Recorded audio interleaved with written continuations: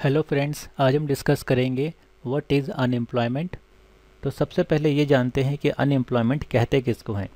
तो अगर इसकी डेफिनेशन देखें, unemployment is a situation when a person is employable and actively searches for a job and is unable to find work.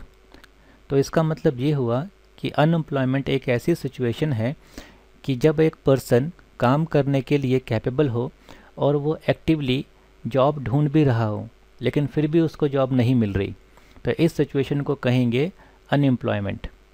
तो इस definition में आपको दो बातों पे ध्यान देना है कि पर्सन एम्प्लॉयबल भी होना चाहिए और वो जॉब सर्च भी कर रहा हो।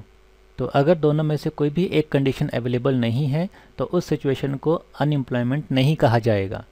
टेक एन एग्जाम्पल, मान लीजिए कि एक इंसान जॉब ढूंढ रहा है लेकिन वो काम करने के लायक नहीं है, तो इस सिचुएशन को अनएम्प्लॉयमेंट नहीं कहा जाएगा।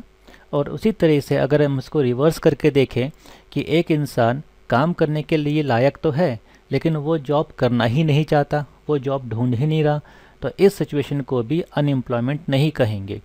तो अब आप समझ गए होंगे कि अनएम्प्लॉयमेंट उस सिचुएशन को कहा जाता है कि जब एक पर्सन काम करने के लिए लायक भी हो और वो एक्टिवली जॉब सर्च कर भी रहा हो लेकिन फिर भी उसको जॉब ना मिले, तो ऐसी सिचुएशन को कहा जाएगा अनएम्प्लॉयमेंट। अब अगर हम अनएम्प्लॉयमेंट रेट निकालने की बात करें तो आपके सामने ये फॉर्मूला है, unemployed workers divided by total labour force multiplied by 100। तो इस फॉर्मूले के थ्रू आप अनएम्प्लॉयमेंट रेट निकाल सकते हैं। Thank you so much.